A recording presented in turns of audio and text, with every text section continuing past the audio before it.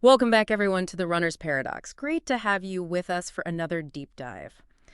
Last time, as we journeyed through mile 4, we really jumped headfirst into the act of running itself. We did. We went beyond just thinking about, the mechanics or the fitness stats. Exactly. We talked about how it's so much more than just like biomechanics or your VO2 max score. We really tried to unpack it as this um, deeply embodied experience, a somatic kind of inquiry where every single foot strike feels like it pulses with meaning. And each breath having both that mechanical function and a metaphorical weight to it. Yeah. It's about really feeling your body move, understanding its subtle language, almost transcending the purely physical sometimes. Absolutely. Yeah. We sort of shifted from the why we run, which is common, to the more profound how. How do Yeah. we actually feel, perceive, exist when we're running? Tapping into that deeper consciousness. Yeah, seeing the run as a phenomenon in itself. Not just exercise. And today we're taking that exploration quite a bit further. We're shifting our focus. From the act of running, we're looking now at the sustained practice of running. We're talking about training. Okay. Now, your first thought might be, well, training is just a physical plan, right? A set of workouts to get faster or stronger. But as we're going to really unpack today, drawing heavily from Chapter 5 of The Runner's Paradox, training stops being purely physical. It really does. It turns into this incredibly rich, lived, intersubjective, deeply embodied thing. It starts showing you these subtle layers of perception, maybe co-regulation, awareness, things you might miss. Whether you train alone or with others. Exactly. It really speaks to the idea that training isn't just what we do physically, it's what we live through experience. That's a crucial distinction. What you do in training, it fundamentally shapes who you are. Mm. As a runner, definitely, but maybe even as a person. It's this ongoing, dynamic process, sort of like self-creation, where every effort, every choice you make, it's like adding a brushstroke to this picture of your evolving self. That's a really powerful way to put it. And as always, folks, if you want to dig deeper into these ideas, find more content, or connect with the community, head over to therunnersparadox.com. Okay, let's get into this really fascinating landscape of training. The solitary path intentionality and the inner world of training. So, starting with training, especially when you're doing it alone, we're already moving beyond just, say, a casual jog. We're talking about something we could call a future-oriented praxis. Praxis, meaning like intentional, reflective action. Exactly. Unlike a run you might do just for fun or general health, training involves this active, deliberate pushing into discomfort. It's intentional work. It's a purposeful engagement where every single effort, every step is loaded with meaning, and it's explicitly aimed towards a future transformation. Okay. Towards that vision you have of a stronger, more capable, a more resilient version of yourself. So it's not just about clocking miles. It's about accumulating purposeful discomfort. Is that fair? I think that's a very fair way to put it. Yes. You're not just running to cover ground. You're running to actually build something inside you. Yeah. You're constantly looking ahead, aren't you?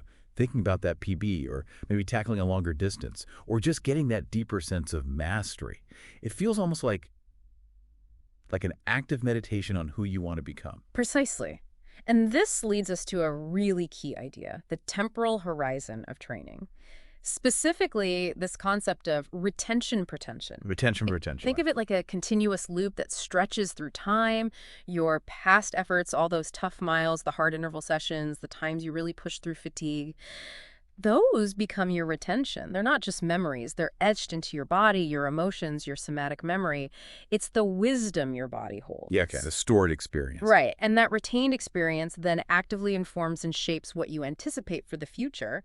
That's your pretension. It's your current expectation of what you can achieve based on what you've already done, what you are becoming. Ah, okay. I think I get it. So, say I'm halfway through a really brutal tempo run, and I'm seriously doubting myself.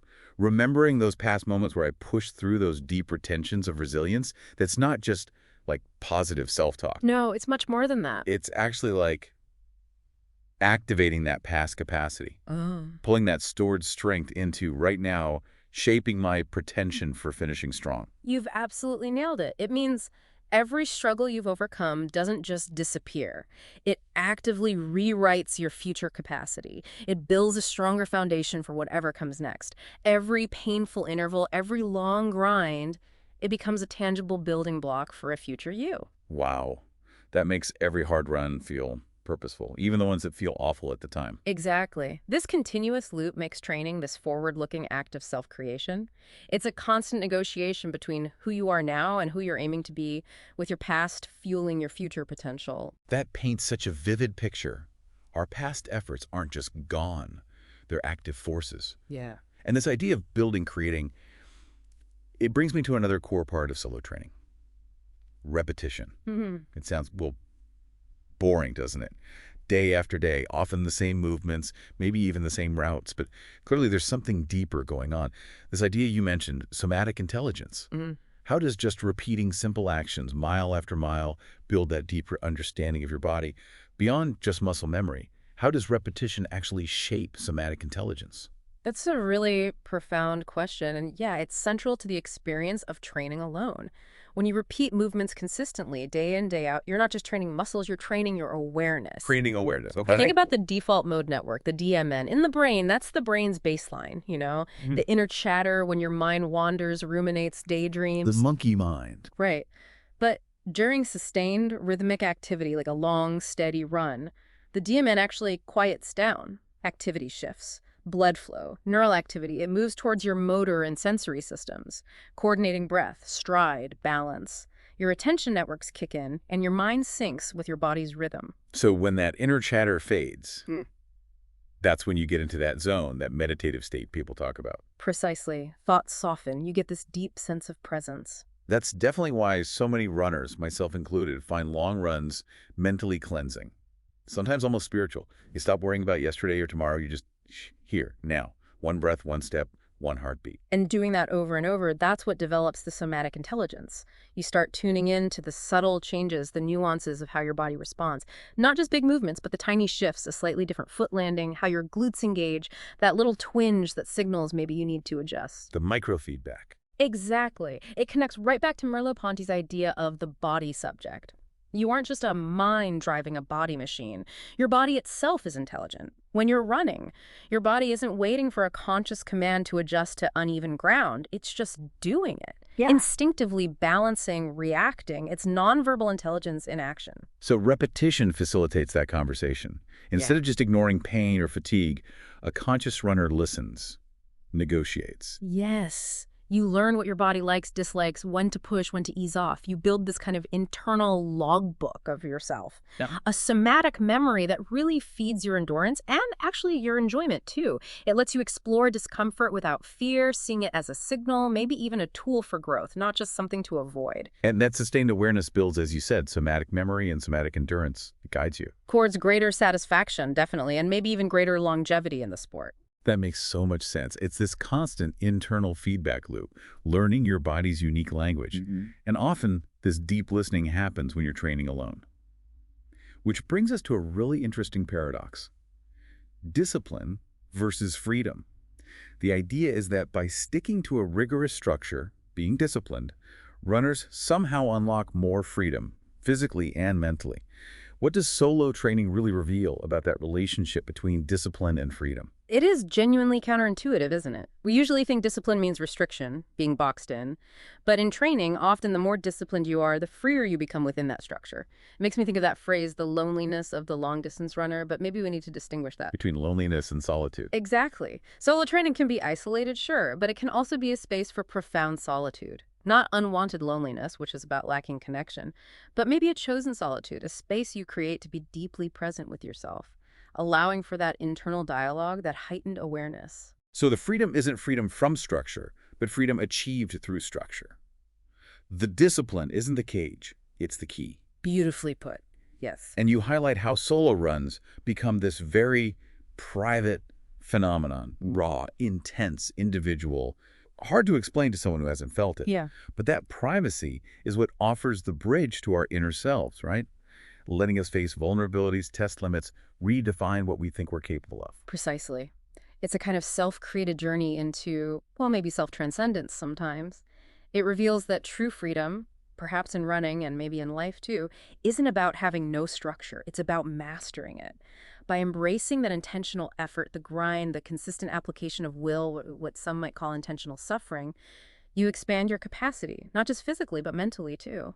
building that deeper understanding of what you can achieve and maybe what truly brings you joy and presence in the moment. Yes, and that connection to authentic joy is critical. It is. And it's also important to remember, isn't it, that even when we train solo, we're never completely isolated from external influences. That's a very important point. We might be alone on the trail, but our runs are still shaped by what you call imagined presence. Just thinking about your usual training partners, or maybe a coach who set the workout, or even competitors in an upcoming race, that can subtly change how you run alone, push you harder maybe, Yes. or offer a weird sense of accountability. Definitely. And the environment itself plays a massive role, often one we underestimate. Familiar routes become imbued with emotional history. That hill where you finally cracked a certain time, or that stretch where you battled through a really tough patch. Oh yeah, those spots have meaning. They're not just points on a map. They carry your past experiences, your successes, your struggles. They add layers of meaning every time you run them. You're not just moving over ground, you're engaging with your own personal history written onto the landscape. And even the weather, the time of day, how you felt waking up. It makes the same path feel completely different each time. Exactly. No two runs are ever truly identical, even on the exact same route. The context is always shifting. I can definitely relate to that deep inner dialogue during a solo effort. I have this one. Really tough solo long run, maybe 18 miles deep in the summer humidity. Horrible. Those are tough. Yeah. And around mile 12, I just hit a wall. Legs felt like concrete, motivation completely gone. All I wanted to do was stop, walk, sit down, anything. But then I sort of caught myself. Instead of just trying to blindly push through the misery, I started this quiet negotiation with my body. I focused on tiny goals, like just get to that next tree. Then, okay, now just make it to that lamppost. Really small chunks. And I started noticing the micro shifts in effort. How just slightly changing my arm swing or taking a deeper, more deliberate breath out, how that could ease the discomfort just for a moment. It wasn't about fighting my body anymore. It felt more like having a conversation, acknowledging the fatigue, like, okay, I hear you, this sucks, but asking for just a tiny bit more, one step at a time. It was slow, very deliberate, but breaking it down like that and really feeling each small win, I somehow found this renewed sense of control, resilience, I guess.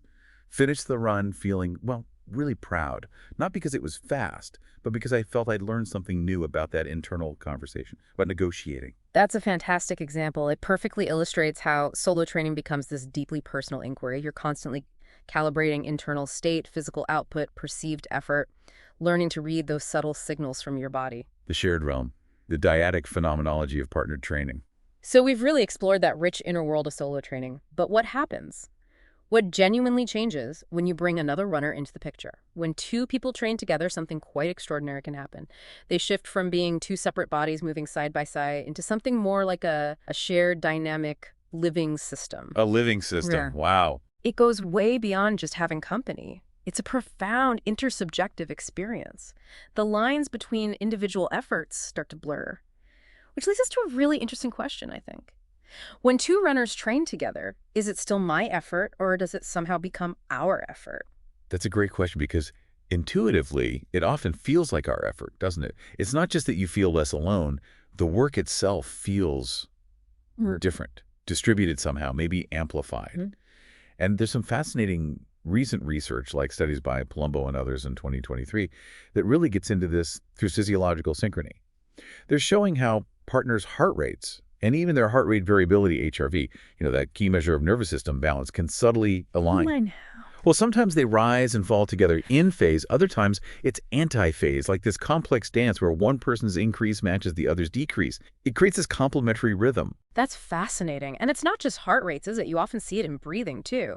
Runners will unconsciously adjust their breathing cadence, maybe lengthening an exhale, shortening an inhale, subtly shifting to match their partner. Yeah, exactly. And this alignment, it's not just metabolic, it's deeply effective. It creates this tangible, felt sense of unity, a co-regulatory loop where each runner's nervous system kind of helps stabilize the others. Like smoothing things out. Exactly. That physiological noise you get running alone, the ragged breathing, the pounding heart, the tension, it often seems to smooth out when you're running in sync with someone else. It suggests this bidirectional exchange.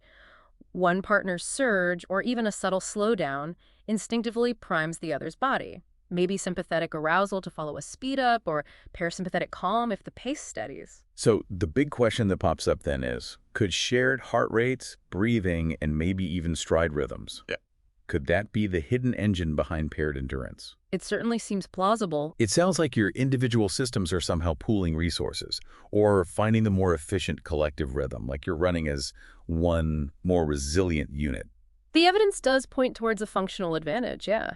Beyond just feeling better, this physiological coupling ties into what we call kinetic resonance and mirroring. Mirroring, Yeah, like copying each other's movements. subtly, yes. Stride length, posture, arm swing, breath patterns, it's often unconscious, but it creates this powerful felt sense of unity.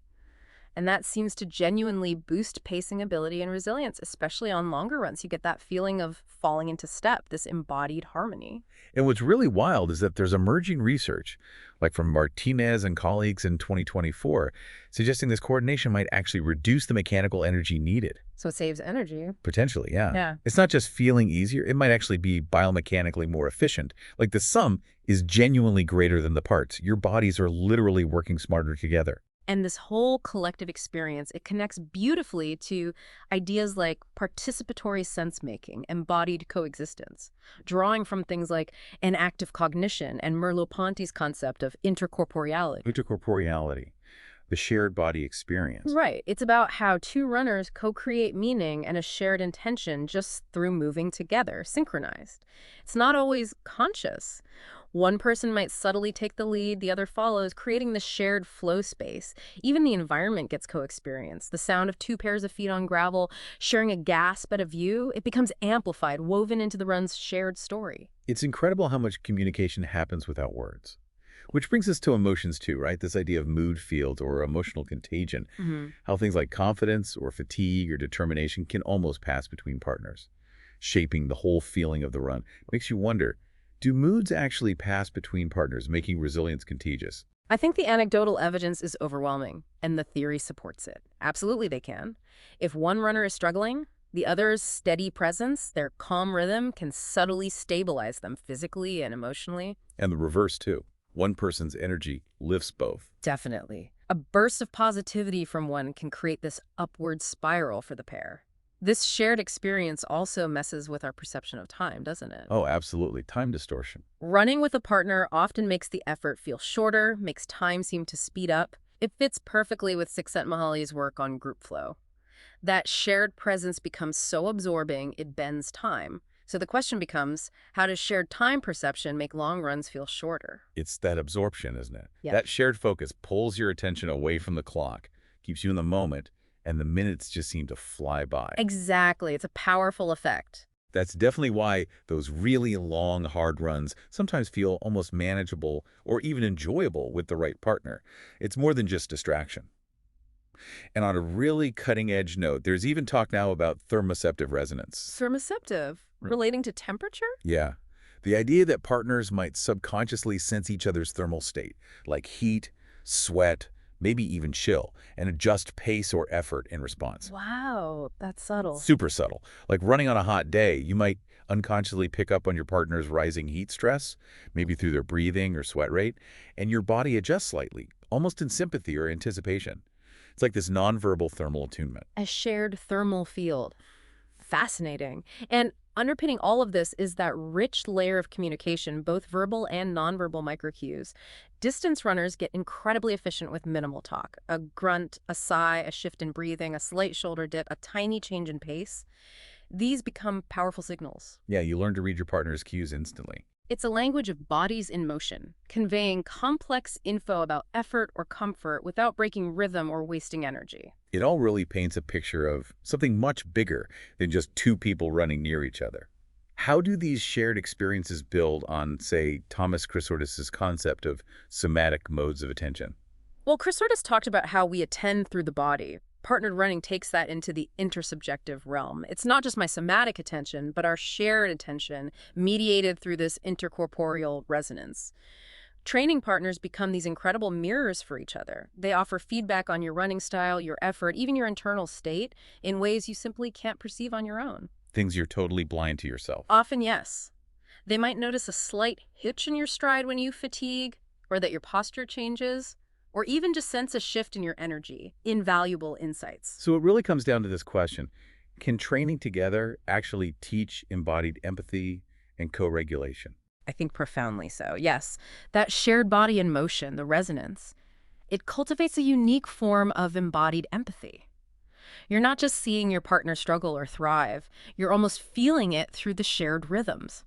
This mirroring gives you critical external feedback on your own form and effort. And the collective awareness helps you understand your own body better, not just through internal feeling, but through the lens of the other. It fosters co-regulation that goes beyond just matching strides. It can stabilize emotions, too. It's a powerful lesson in interdependence.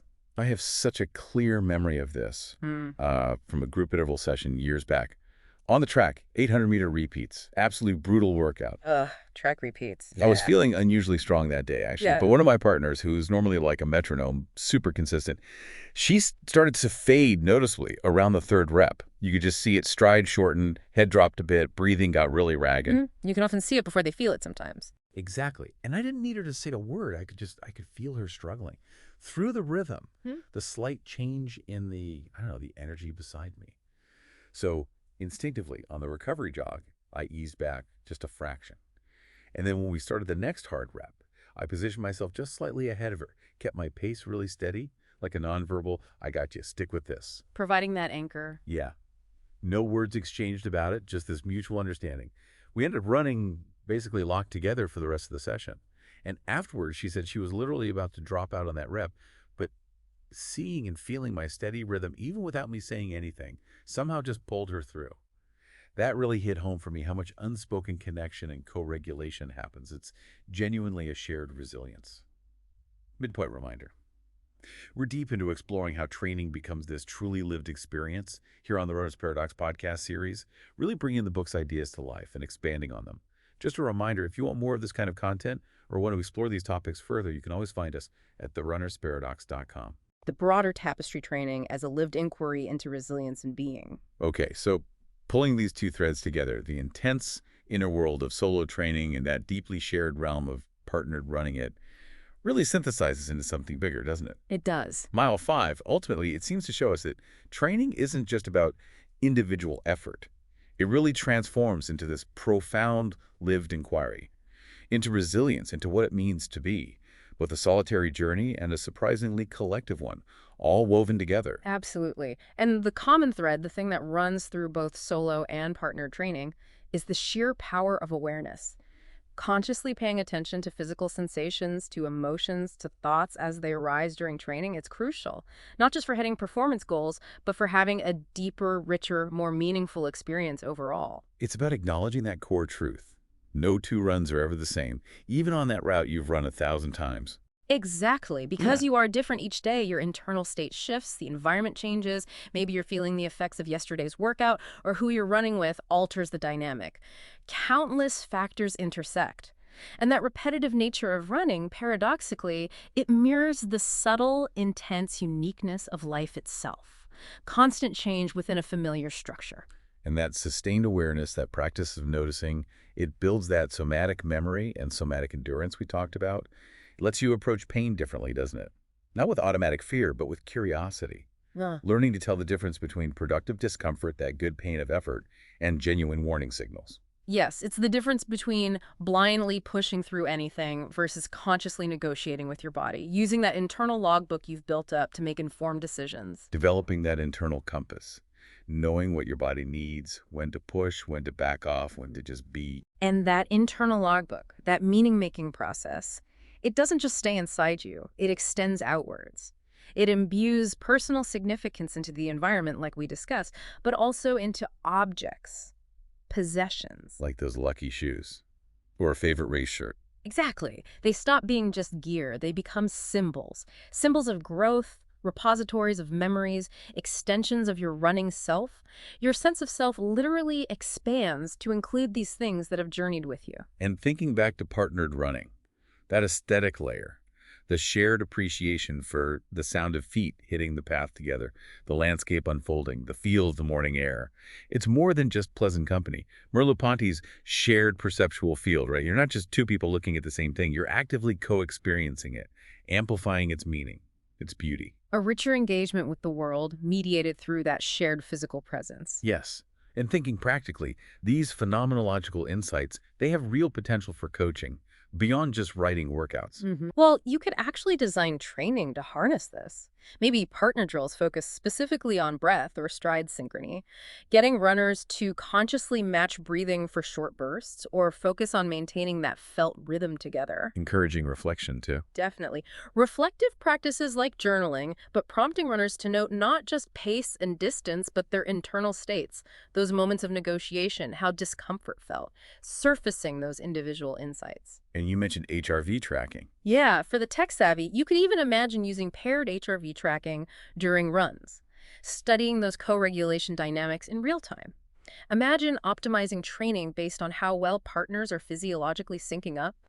It could be revolutionary for personalized, attuned training. Wow. Leveraging that deep connection to build not just fitness, but resilience. Psychological and emotional resilience, too. Exactly. Which brings us back, I think, to that final, really provocative question we wanted to explore. Is intentional suffering in training an act of self-creation? The big one. Based on everything we've talked about today, the solo discipline, the shared effort, the deep awareness, it feels like the answer has to be yes. Profoundly yes. I would agree. Training, because it deliberately pushes you into discomfort, because it demands that consistent effort, it forces you to confront yourself. And in confronting yourself, you redefine yourself in ways few other things can. Every time you choose to keep going, to lean into that discomfort, to negotiate with what you thought were your limits, you are actively sculpting who you are. It's not just muscle you're building. No, it's inner resilience, it's self-awareness, it's forging this incredibly deep connection to your own being. Whether you're alone with your thoughts or moving in perfect synchrony with someone else, it's utterly transformative. So as we wrap up this deep dive into Mile 5 for the Runner's Paradox podcast, it just feels so clear that training is, wow, it's so much more than just putting in the work physically. It's this incredibly rich, complex human experience. Self-discovery, connection, resilience, it's all in there. Learning the language of your body, finding that surprising freedom within discipline, forging those powerful, often unspoken bonds through shared effort. Yeah. And truly understanding training in this way, how it weaves together mind, body, social interaction, it really sets the stage for the next part of the running journey. It prepares us not just to run miles, but to really live them with deeper intention, deeper awareness. Which leads us perfectly into where we're going next time. We'll be shifting our focus from the internal world of training to the external forces that shape our runs as we dive into Chapter 6, exploring that rich interplay with the environment. Looking forward to that. Me too. A huge thank you to all of you for joining us on this deep dive today. We really hope this exploration of training gives you something interesting, something meaningful to chew on during your next run, whether it's a solo quest or a shared adventure. Maybe the ultimate paradox of training isn't just about the body. Maybe it's that in pushing what we perceive as our physical limits, we actually start to glimpse the truly boundless potential of our shared human spirit. That's a beautiful thought to end on. Remember, everyone, you can find more insights and continue the conversation based on the Runner's Paradox podcast series over at therunnersparadox.com. We'll catch you next time for Mile 6.